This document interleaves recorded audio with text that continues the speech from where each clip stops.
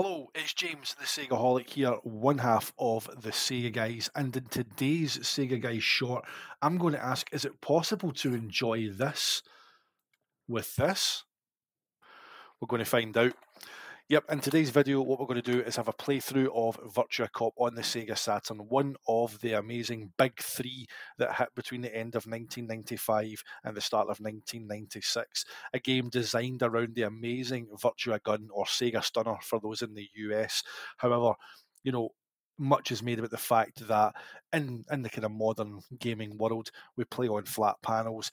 CRTs are becoming something more of a rarity. They're harder to find. They're becoming a bit more expensive. Although, if you're on Facebook Marketplace in the right area, there is bargains to be had. But in the main, they are quite hard to come across for a good price. So I thought, what if you don't have access to a CRT, but you still want to experience Virtua Cop?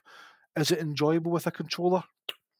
Let's find out. So here we go, guys. Just to quickly show that we are on default settings here. Okay, normal difficulty, gun looseness 9. Gun looseness applies to the hit area that each enemy has. You can go all the way up to 29. So if you're having trouble hitting those enemies, you can ramp it all the way up. But we're going to leave it on the default of 9. Okay. The game is generous. You get 5 lives and 5 continues. So let's get into it. Arcade mode. We'll start with beginner stage. Always like to play them in order. I know, it affects the ending if you play them out of order as well, but I just like to play them in the order they come. The Arms Black Market. Old habits die hard. Take the windows out first.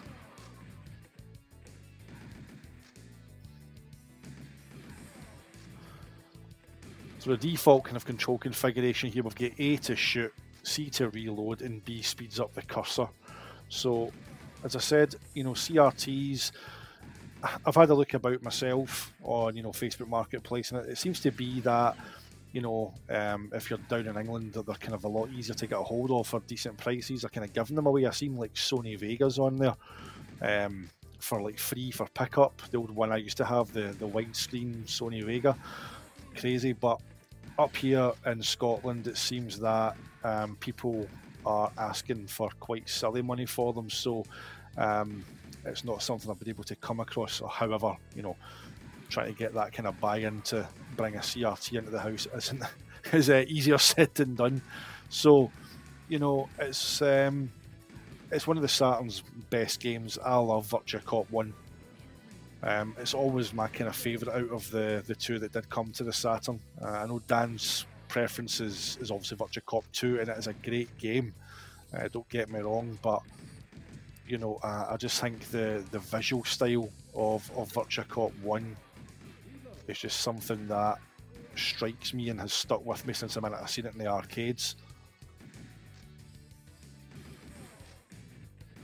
Just everything about it, the soundtrack, the way it looks, the way it plays, the layout of the levels.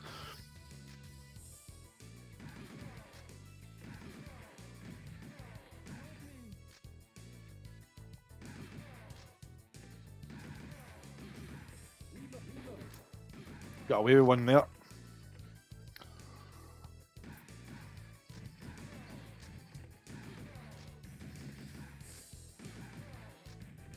So the accuracy report that you get at the end of this level is going to be shocking, because you do find that you I was about to say, you do find that you maybe press a bit more than you would if you're squeezing the trigger on a Virtua Gun or a Stunner.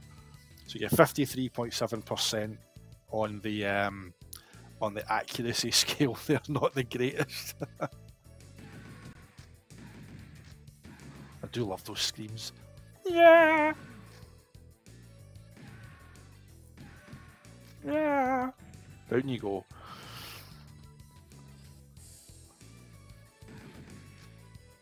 Also find as well, whenever playing with the there's Kong and throwing his big truck points at you, square go. Always find as well, playing with the pads, I find a hit, bullseye or justice shots a lot easier up, but with the actual Stunner, I always prefer to go for the 3-hit effort. I love to hit that.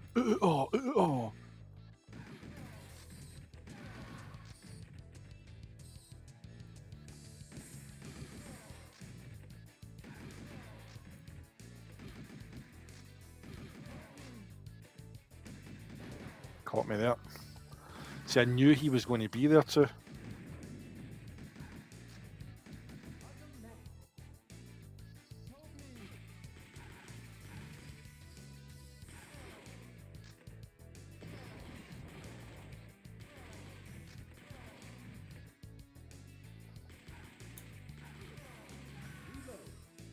Oh, jeez, oh.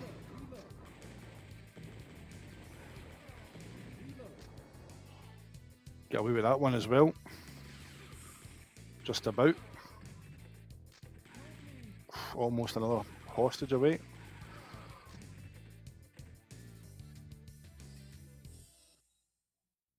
.39.6% accuracy.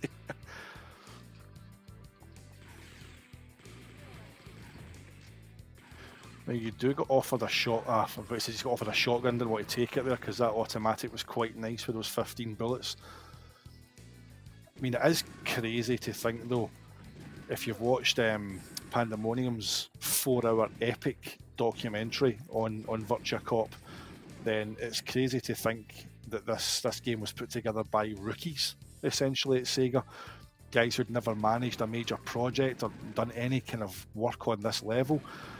You know, and it does kind of put to shame the whole thing about the Saturn being difficult to program for, which we know that it was because of its architecture, but, you know, these guys getting this out of it is insane. I love the way the camera swoops and moves around objects, around stairwells. Like the way the crates are, you know, in the way, and you kind of the camera swoops around them. And when I get done here, oof, just get away with that one there.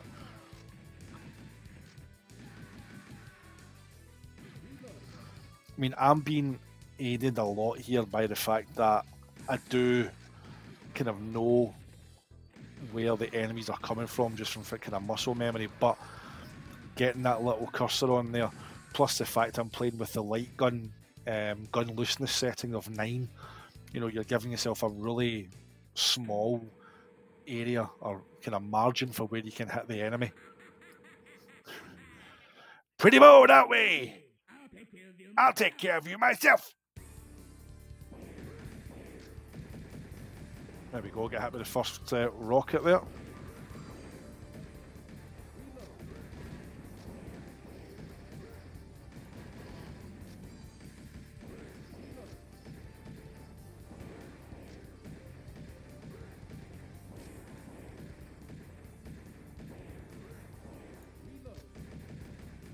Jeez, oh.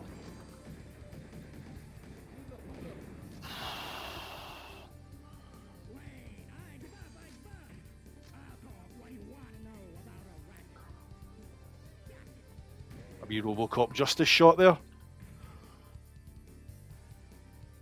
There he goes in his chopper.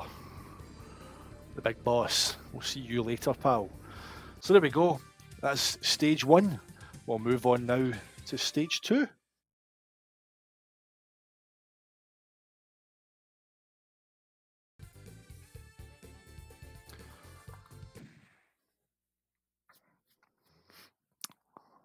Underground weapon storage. My favourite level, this. I love this. The visuals on it, again, the scale, the way it swoops over the kind of the hills and the mud piles and the big, you know, structures in the distance that get taken down like this. Down you go.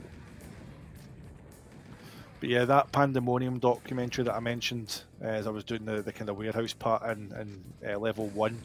If you've not watched it yet, then you absolutely owe yourself, you know, setting that time aside. It's 4 hours long. Split it into chunks, guys, and check it out. It's absolutely incredible. The interviews that he's managed to get with the people behind the game, that worked on the game, the insight into the game, development, everything about it is just absolutely fascinating. It's definitely worth your time. Completely underrated comment and content creator, in my opinion. Lots of love for the Shiro guys. Lots of love for their guys. Oh, smacked with an axe. But yeah, my own history with this game, as I said, I got this in W.H. Smith's, believe it or not, in Argyle Street in Glasgow. It was one of the only game stores, as I've mentioned, or stores that I got games from. To maybe more specifically correct about it, is that it was it's still standing today. It's still open, and in Glasgow City Centre. So, yeah, downstairs in the basement, they used to have a games and CD and kind of VHS department, and they had a small Saturn section in there, as most stores had small Saturn sections in those days. And this was on the bottom shelf. It was obviously this and the Virtua Gun double pack. You got the lovely big kind of rectangular box with a sticker in the bottom left corner, and yeah, it was $49.99 it was, and my uncle picked it up for me. Oh, sorry, pal. So yeah, that was my kind of history in terms of getting the Saturn game. It was another bottom shelf, kind of just placed on there, one version, one copy of it, not an abundance of stock like you would get with a Ridge Racer or a Tekken at the time. It was just sitting there, and obviously from my time playing in the arcade on it, you know, it was one that I really, really wanted. You've seen it in, you know, obviously Sega Saturn magazine that it was coming. You've seen the screenshots. It was just one of those games you just had to have if you had a Saturn, because just look at it, look at the way it's running. Look at that sweeping camera movement. That is gorgeous. The speed that it moves, everything about it, it's an absolute technical marvel. And again, I know that, you know, Virtua Cop 2 is more textured and has larger levels and branching paths and stuff, but I just love the visual look of this version of the game. I really do. I love Virtua Cop 1.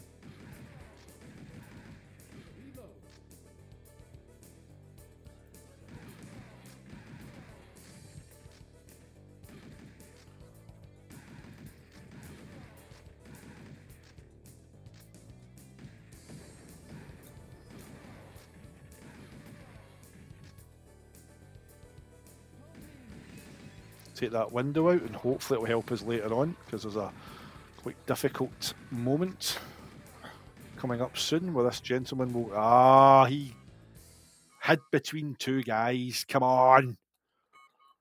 That's sneaky.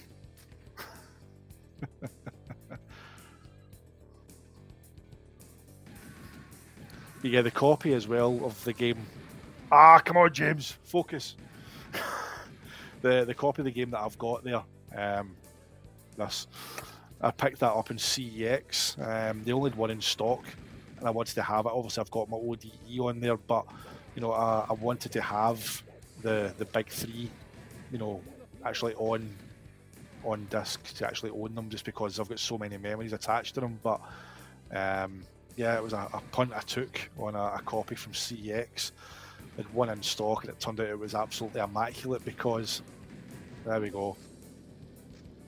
Didn't matter, took the window out, because that is a hard one to get with the cursor alone. Yeah, so I'd never seen the big box copy in stores when it was out, because obviously I had the dual case version that came with the Virtua Gun in the box. So I'd never ever got to own the big box version. So delighted to have that as well. Absolutely. 3 amazing integral, you know, titles to the Saturn library that I just was lucky and fortunate enough to experience when they were new and cutting edge. Ooh, nearly took a hostage out. He was dressed as one of them. Is that the Joker? Maybe what he does in Dark Knight. He dresses hostages up as clowns. Yeah, try and get Batman to target them and the SWAT team to target them. Disgraceful. Done by a crane.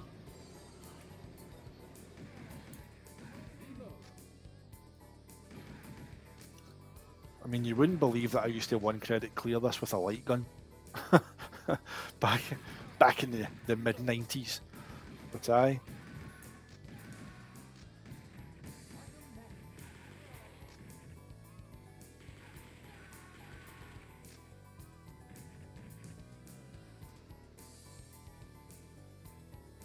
Just listen to that soundtrack. Oh, life! Life! Don't lose life, try to get a life. Come on. There you go.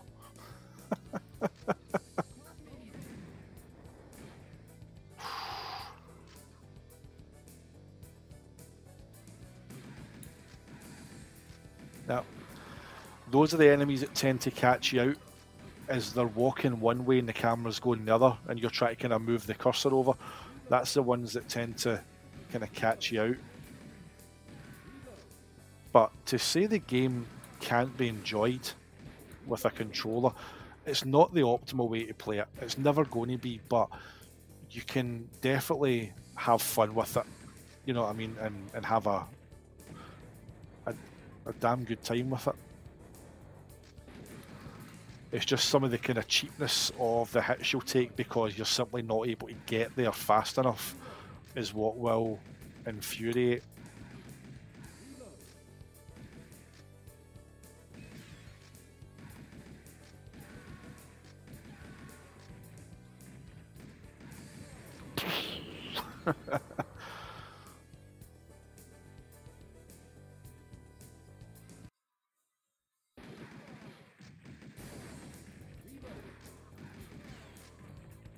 I get done there because I took my eye off the screen.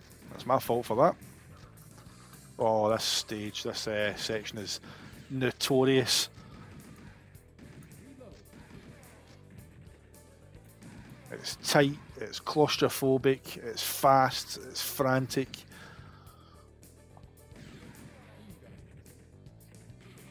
Oh, this will be helpful. Oh, I'll just come out of nowhere in a second. There they go. Thank God for that machine gun.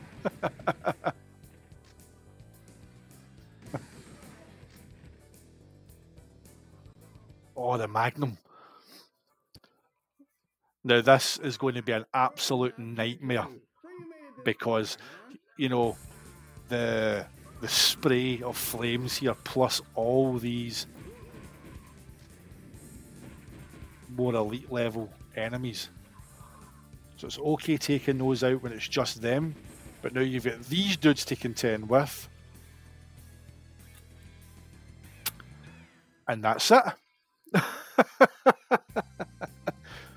Sonic, are you happy? Oh, there we go. So, rattled through the credits in the end there. So a paltry 131,300 score.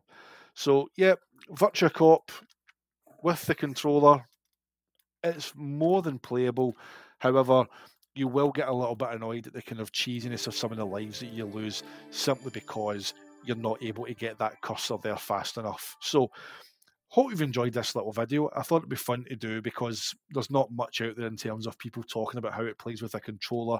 I know the kind of purists who are really into the hobby will have CRTs, but, you know, me personally now, I've got a Rad 2X in my Saturn. I'm not a fan with older consoles of taking cables in and out the back of them and things like that. So even if I was to pick up a decent CRT, the thought of swapping between the Rad 2X and an RGB SCART and getting out that port all the time doesn't kind of fill me with too much kind of confidence. So I'm quite happy to leave my Saturn hooked up where it is and kind of just enjoy it on a, you know, a monitor or a kind of flat panel modern television. So, yep, that was Virtua Cop on the Sega Saturn with a controller. I'm the SEGAHolic. You can catch me on Twitter at the SEGAHolic. You can catch Dan at Swooper_D. You can get the podcast account at Sega Guys.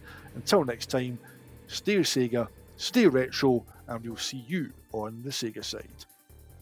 Sega!